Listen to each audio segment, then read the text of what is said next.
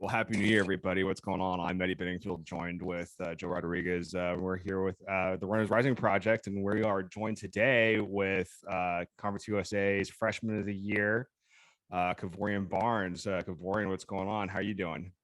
I'm good. How about yourself? Not too bad. I think we both just got off of work, so just kind of trying to relax over here and try to keep the house in order. Just got half mauled by the dog as I was getting home, so that was fun. He's behind a door with my wife's got him busy with something, so that's always good. But what about you, man? How? I know we were talking a little bit. So what happened? What happened with your arm? Earlier in the season, like late in the season, around Mhm. UTEP, I tore my labrum. I just played it out through the rest of the season because we had big games ahead, and so just waited till after the season to get surgery. Yeah, dude, that is insane. Like one incredible, like talking about you, like powering through that from shoot UTEP because what I think that's also the game that Brendan went down too, right? Yes, sir. Yeah, so I mean, dude, for like I'm looking at your stats right now, like 851 yards this last season, averaging about 6 yards a carry. Dude, to have an injury like that on the back end of the season, dude, like testament, like bro, like that is sick that you were able to power through with that, and hopefully doctors did some good work. Hopefully the drugs weren't too bad for what they gave you afterwards. Uh, but man, dude, so it definitely really was tough. What was it that coach was saying? Good teams don't win champions, tough teams do, or something like that. he was saying good teams don't win. Healthy teams don't win championships. It's something else. Just like the team with the Tough, most great tough tough teams. teams win championships. There we go. Tough teams win championships, but Yeah. man, well, that's wild. Well, hopefully the recovery goes well with it, and can't wait to see you without a cast again. But well, cool, man. So how how's your break been with kind of football being over and in school? How's your holiday been? It's been great because it's been a while since I've been able to get home and see my family and just see some of my friends. So I've been home this whole time. I'm home as we speak. I'm not in San Antonio. Okay, So I'm soaking it in before I go back, you know. nice. At your parents, Sir? you said you're back at your parents in San Augustine. Yes, sir. Nice. Um, so how was so what have you been doing? Like obviously I had the surgery. Like how was Christmas? Did you guys do anything special for it or Yeah, how was Christmas? both sides of my family stands in Augustine. So it's like I celebrate two Christmases, like two New Year's and stuff like that. So Nice. place we were playing games and I go 5 minutes down the road and have a whole totally different scene out there. So it's like it's been great, you Fair know. enough. All right.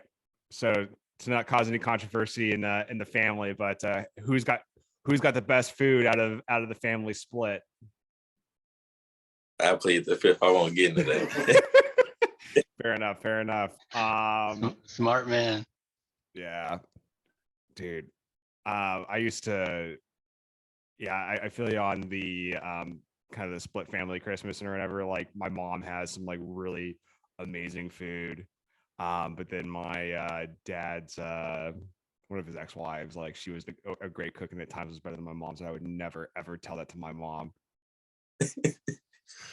But Oh, she does. yeah. You get anything cool for Christmas?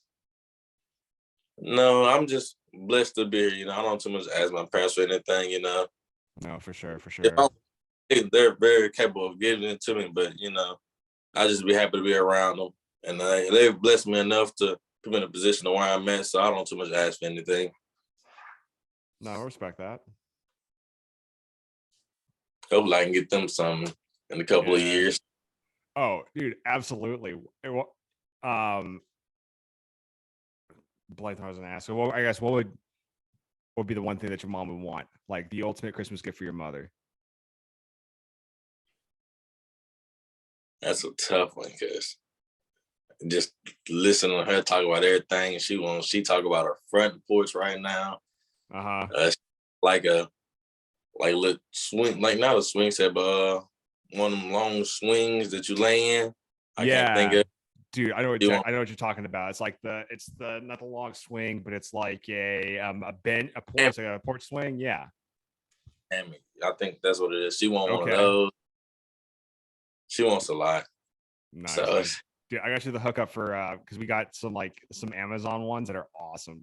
But if you want to get her a late Christmas gift, I'll shoot you that to you. But well, cool, man. Well, hey, just first and foremost, kind of as we're kind of getting into this, I just wanted to say, hey, thanks for taking the time. I know you're busy. Obviously, you're sitting at home, like, resting and kind of healing your body, obviously. But dude, I know you got a lot of.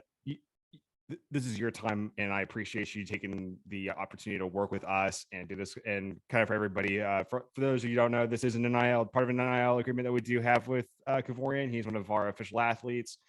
And again, man, I just wanted to say thanks off the top of the bat for sitting down with us. I want to say thank you, Beck. This is a great opportunity to have to be here with you guys. You didn't have to give me this NIL deal. You could have went to anybody on the team, but I'm grateful that you guys chose me. So I want to say thank you as well. Dude, absolutely. Absolutely. All right, man. So into the conversation. What's your thoughts on this last season? I don't know. Like, it's kind of a testament to God thing, because if you just look at where I was at from the spring into how I finished the season, like I just made a little TikTok on it the other day. It's just an amazing story to me, because in the spring, starting fall camp, I was like the fourth string back, We just High Edwards, number one JUCO running back. We ended up bringing back Brendan Brady. Then you bring in, Traylon Smith from Arkansas, who had been coached by Coach Traylon. Yeah. And so you're already thinking you're in behind, but I just kept praying, and I never gave up, I went to practice and worked hard every day. And Brady always commended me for it, He always noticed it out of all the people that. And so I hate that injury came, but I was glad that I was able to step up and help keep the team moving. So it's just a testament to God, honestly, because without him, I could have been gave up. But I kept my faith in him, just kept working hard, and just knew he was going to give me an opportunity someday. And the opportunity came, and just tried to make the most out of it. Hell yeah, man. Hell yeah. All glory to him. That's awesome. That kind of wild, especially with all the competition in that running back room, man. It was kind of awesome to see it emerge at the end. I know obviously you and Brendan were kind of trading stuff off back in the season, and then obviously when he went down. But no, man. And actually, I've got your TikTok pulled up here, and I'll link it. It's not gonna let me do it yet, but kind of cool little. That's awesome, man. Just kind of cool seeing this whole thing go through. But yeah, man. If you had to sum up one word about this season and kind of like your growth, and what would that be?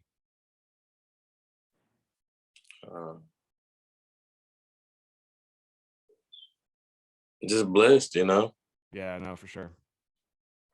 I think that's the only way I can look at it, because, like I say, without the faith that I had, and without God giving me the abilities that I have and the chance to do this and be here right now, No, definitely. So, all right, what was probably your favorite game this last season? Do you have a favorite moment from this last season? Because, I had the breakout game at FIU, but I kind of want to say the UNT championship or the UNT regular season, because I've never played in the championship game. Yeah. So, and then I never started in the season.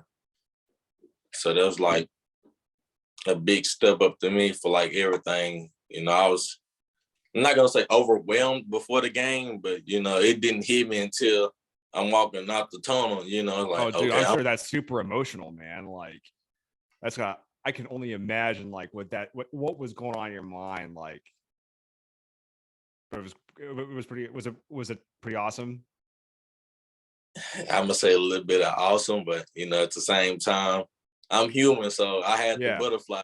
Yes, I believe in my abilities, but it's like, man, like look at where I'm at.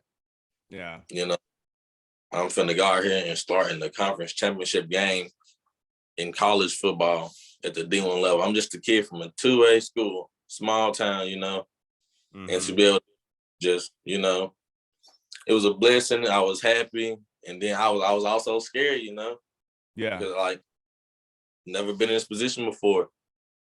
So it's like I didn't know what to expect, like how was the game gonna be different, you know, just because you know anything could possibly happen. But as I got into the motion, I was fine. But I'd probably say the UNT championship game was probably the best game for me, and I also put up a career high. So there you go. There you go. So I guess pulling that pulling that thread back about growing up in St. Augustine at a 2A school. What was it like playing ball at St. Augustine? So I lived in 5A in San Antonio and stuff, and I played a little bit very very early on in high school, but we played some 4A, but like, what was the competition like? Was it like, were there like a lot of rivalries and stuff with a lot of the smaller town schools? yeah, it was a seemed like every week it was a rivalry for us. But you know, playing in a small town and a small school like this, it's like you're playing with your family, like you know everybody on the team, like and their Mhm. family. I probably had like 20 cousins on the team, JV and varsity combined, you know. But like you know everybody, and it's a different type of bond in college. You know, you go to Yeah, college, brothers, but when you're at home, literally playing with the kids that you grew up with, like running down the street, playing, pick it up, get busted, is what we called it. You know, so hmm, it's just different. And I sometimes reminisce about it. You know, I miss playing with some of my friends and cousins. dude, you gotta get a Just, pickup game going. Like, I don't know about no pickup game right now. not right now, obviously, but like when you're better, a little bit But more yeah, healed up. But I don't think there's nothing better than that, though. You know, oh college yeah, is great. I'm pretty sure 5A, 6A is great and all, but just being here and like I was a team captain since my sophomore year, and I was going around. You know what I'm saying? I had my yeah. father's truck, dually, and I'm talking about we would load that thing down just All to right, all go. right. Hold up, Dually. What kind of trucks you got? Uh, he had a 2008 F350, Okay, but now graded to I think a 2019 Platinum dually. okay. My mother has a 2017 Audi A8, Nice, and my father man. has an S10. I don't know what year it is, but it doesn't look like it's supposed to be driving around, but he has insurance on it. And That's awesome. also has a 2011 or 2013 Charger. And then I have a 2011 Chevy Silverado 1500. Nice, nice. So definitely, man. So dad drives a Ford, driving the Chevy. Like, what is there? You guys got the rivalry between the two trucks, or I don't know. his the whip? Kitchen, you know. Yeah, you just got to see a thing. It's amazing. I'm still trying to convince him to, give it to him to drive around San Antonio, but he think it's too big for me. No, man. But You gotta take it. Like, look, you park in like the all the like the C pass like lots, man. You park in the middle. No one's gonna park around you. Like, that's just security right there. No one's gonna mess with it. Park it, have that thing in the race. hopefully in a couple of years, I get something to compete with him. Yeah. I've been in the search for 2016 to 2018 high country, Okay. and I'm gonna do that. And then I think I have him beat once I get there. I think that's why he don't want to have me look for it. But nah, yeah, his truck is amazing, moonroof, and then my mama's probably even better, but I let them dispute that out, you know. Yeah, no, for sure. But well, cool, man. So what led you to want to come to UTSA?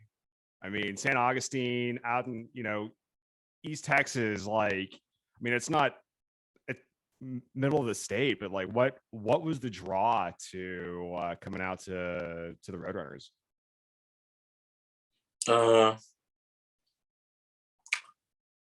I want to say, just the family environment that they had. I wasn't even able to go on a visit, because I was in during COVID. Oh wow, So okay. it was virtual. And so, but just hearing and listening to those guys talk, they say the coaches are like car salesmen, but I don't view it as that.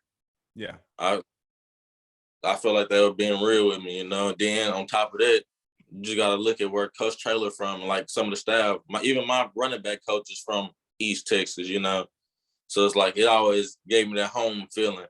Just talking to them, it sounded like me, to a certain extent. Yeah. So that played a good part, and like I said, just Coach Taylor himself. Just if you just go look at his background from high school in East Texas, he he won like 9 chips in high school. Did you guys ever play Gilmer growing up? Nah, I think Gilmer was a little too big. They're like 4A or Okay, 2A. gotcha. But yeah, Coach Taylor really sealed the deal for me because he's a legend in East Texas just because of what he did up there in Gilmer. And so you would think, I think what he's doing is, he's getting all those guys from East Texas that's really being overlooked because, it's not really too many big schools in East Texas. I think the biggest you'll get is like Carthage and Gilmer. And then, but you got like Tyler, but around Tyler, that's the biggest school. So like, he's going to get those kids that, that are overlooked like me. I feel like I was overlooked, but that's a different story for a different day. I gotcha. And like, just get some pure dogs out of East Texas. So I felt like we were gonna be good in a couple of years when I came, but shoot, as soon as I got here, they were good. So there you go. Just take it to the next level in the American. That's too. Yeah. All right. So what was that change like moving from San Augustine to San Antonio? It was hard on me, Okay. I cried when my parents left because it's just like you come from where everybody knows each other, Like I say, like I was welcoming anybody's home, like everybody was like family. And so to just go from having and knowing everybody as family to feel like you're starting all over in a bigger city. Yeah. It was pretty rough just to me. But now, I've gotten family, like my roommate's family, they've taken care of me. The Rainey's, Mr. Harold Rainey, Okay. Mr. And then you got Caleb Lewis's family, so those guys have been taking care of me. I really appreciate those guys. Nice. So that's cool. Going from small town, you're, and then obviously like you've got your own little like community and stuff with the football team and all them, and that's awesome that their family or their families are opening up to you and like letting you come in. All right, who's got the best food out of the two though? I haven't really ate at Caleb Lewis's family. I stayed with Jalen in the summer. We got our housing situation. We had to move in late in August, like right fall camp. So I stayed with him the whole summer. And so, yeah, I gotta give it to, Miss Amanda. She was cooking. It was good. All right, y'all. Miss Amanda's got the food hookup on the team apparently. So you said it's gospel now. But yeah. well, cool, man. I guess kind of part of that. Have you guys had an opportunity are you or anybody on the team to like kind of sit and meet some of the new guys that are coming up off of the most recent class? I know a couple, just through the recruiting process. Yeah. I know.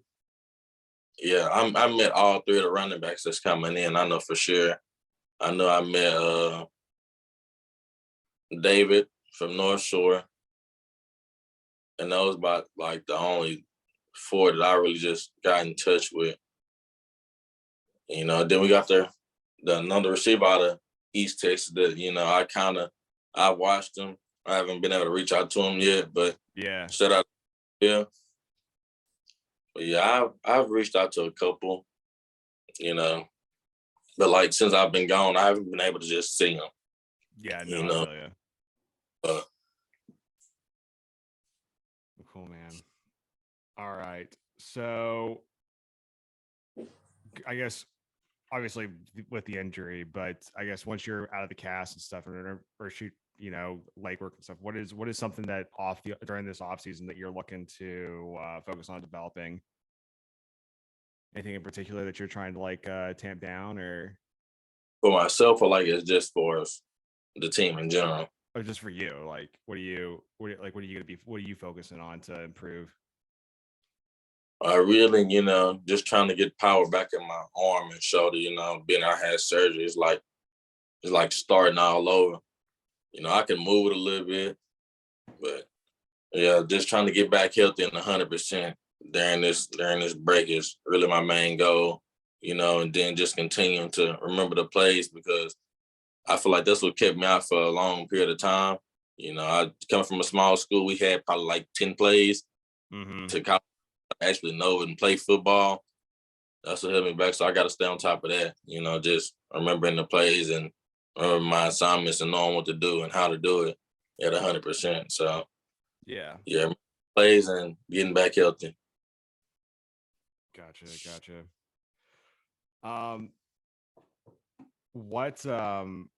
What would you say like you take the most pride in with your game when you are like fully healthy and stuff and you're on the field?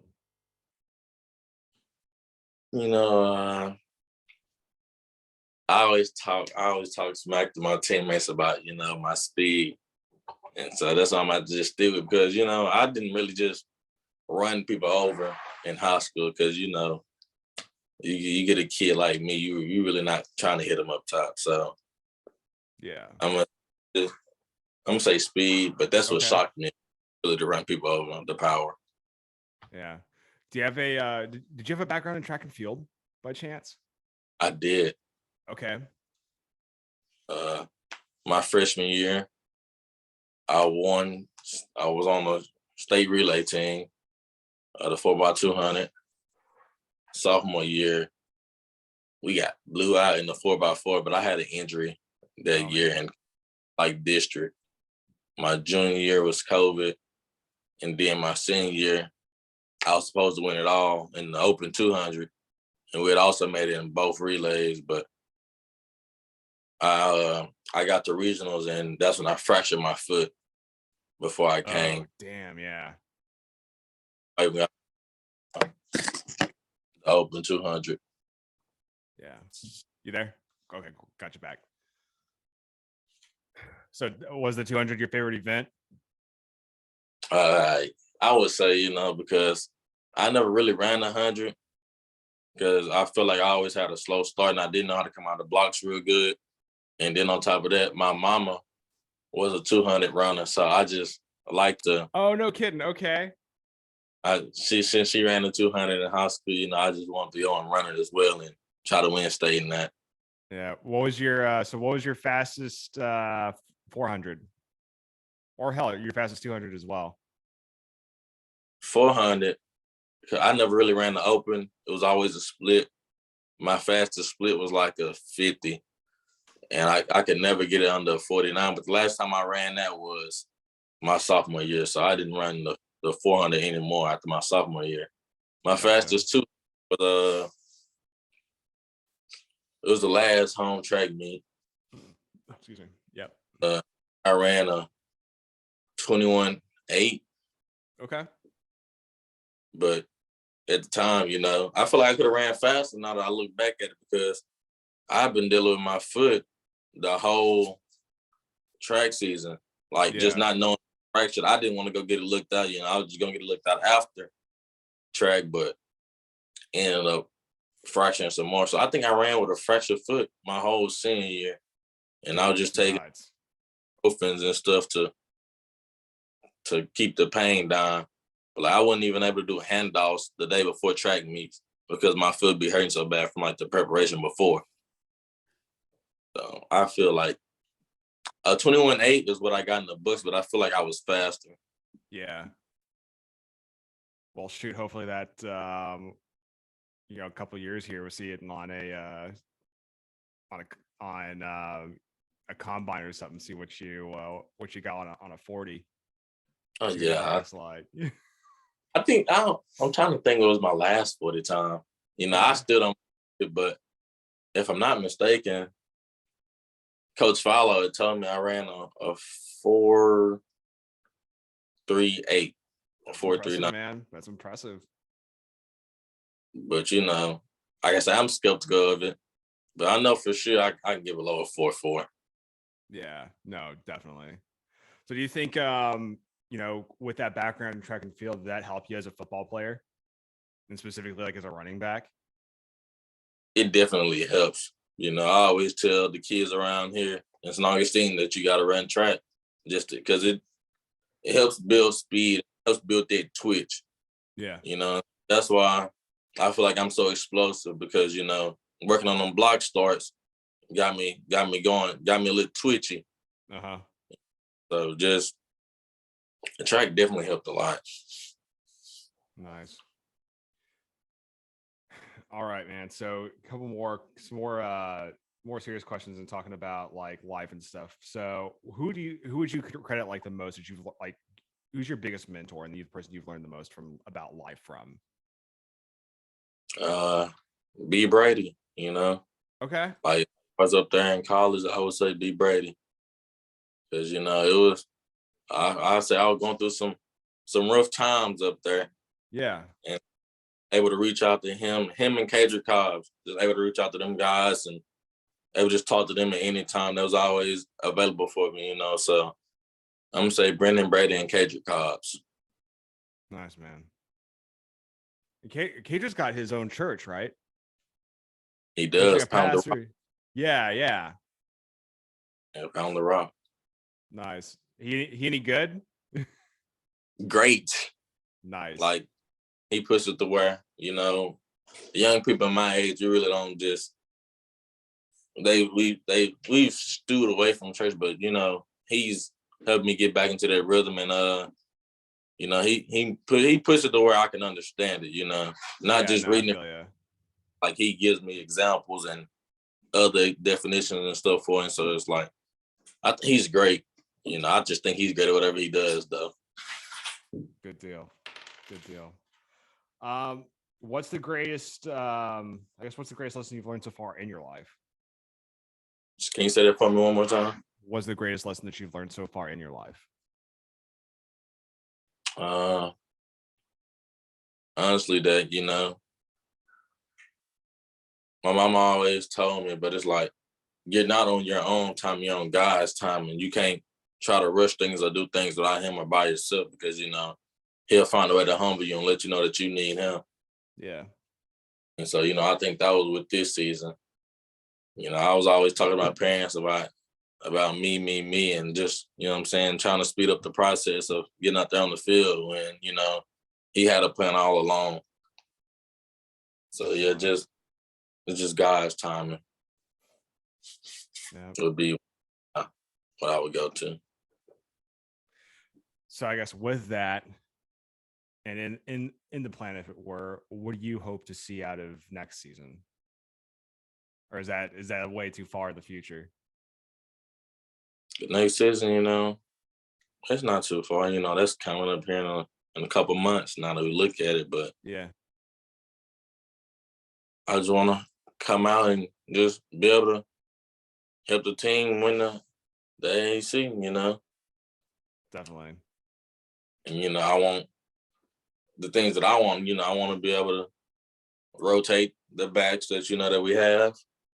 So nobody's getting overran. Because it's not the football is not heavy, but it's taxing it's just though.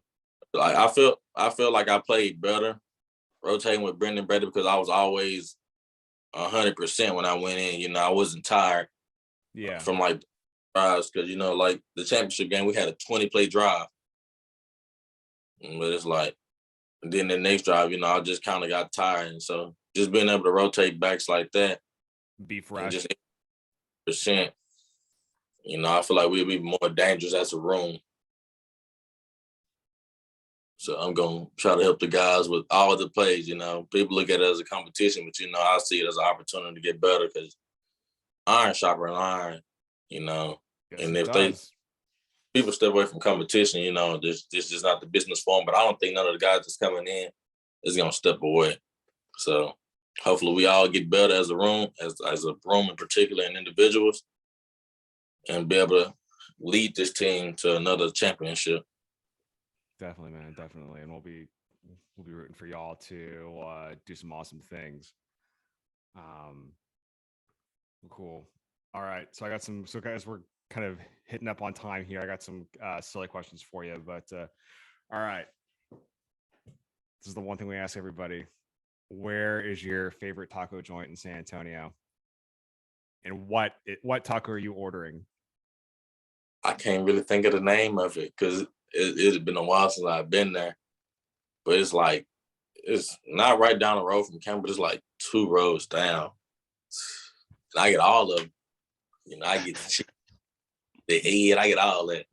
Nice. Do you have a favorite breakfast taco? If you got to go between like bean and cheese, carne asada, bacon and egg.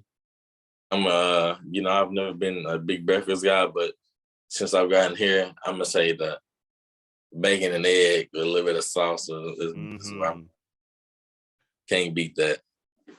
Yeah. See, like, all right. So mine is, dude, bean and cheese and carne asada is kind of where I like. That's my kind of go-to. But every once in a while, man, bacon and egg. And because I'm a monster, I got too much of a West Virginia like background. I throw ketchup on everything. So I throw a little bit of ketchup in there, and probably gonna get shot for saying that by somebody in town. But Joe's DMing me right now. He's got questions. He's questioning a lot of my life choices right now. Look, man, it's like the same thing with like tamales. You gotta throw ketchup on tamales every once in a while. You gotta live a little. I don't know about that one. Yeah, I don't know about that. Yeah. I got question. I make a lot of questionable life choices.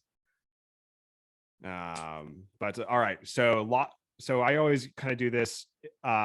Used to be TCs, but I guess because everybody's on the Taco Palenque train. Taco Palenque or Las Palapas, if you gotta choose between the two of them. I've been to Las Palapas. I don't think I've ever. Yeah. I like Las Palapas. San Antonio still, I'm an in-house guy, but when I do, I think I have been in Las Palapas before, and it was pretty good. Yeah, I like it. It's good. It's 24 hours. I think Taco Palenque is too. Although I came into town when you guys for the Houston game, and I had Taco Palenque for the first time, and it was good. I was impressed. But nah, man, my money goes to Las Palapas. I have to try that one out too. So yeah, that they're good. Because I haven't had Taco Palenque, so it just wins by default. So I hope anyone look at me differently, because of that decision. Yeah, I had it. Fair enough. Now we've been trying for a little bit to try to get like Las Palapas or Taco Palenque to like, because like really Taco Palenque, like the majority of like everybody we've interviewed, we gotta do like a by the numbers of like how many people have said like TPs or Taco Palenque is the place to go, right? And we've always joked that they're the secret NIL, like the money bag guys in San Antonio, just because all the athletes are like, yeah, man, it's all about Taco Palenque, and it's like, okay, all right. But anyway, they should have reached out to him. I probably could have gave him a little boost, but nah. Yeah, hey, in the next year, right? We'll get you between the two of them or something. But all Well, cool, man. Well, I think we're hitting right at time, but Kevorian, again, I want to say thank you for taking the time out of your schedule, taking us into your mom's house to kind of do this, and we genuinely appreciate it, and we hope to see you do some awesome stuff into this next year, and to get healthy again. But Thank you. Kevorian, where are we gonna find you on social media? I really don't even be on social media like that. Fair enough. But I'm on Twitter because that's where really UTSA football. That's where everything comes out first. Mm-hmm. Big Twitter guy now. Yeah, no, we'll throw your Twitter and we got your TikTok. We'll throw everything onto the video when we post. But for all y'all, just remember that we are a 100% donor funded 501c3 organization, and your contributions go to helping us support athletes like Kevorian and getting these opportunities to kind of show who Kevorian is. But if you all want to find us, we're at runners_rising at everything. That's Instagram, Facebook, Twitter, and the TikToks. I am at Eddie B1256 and Paylone_EB56 at various social media sites. But again, y'all, that's a wrap. And Kevorian, thank you very much for your time. Good luck and birds up, brother. Thank you.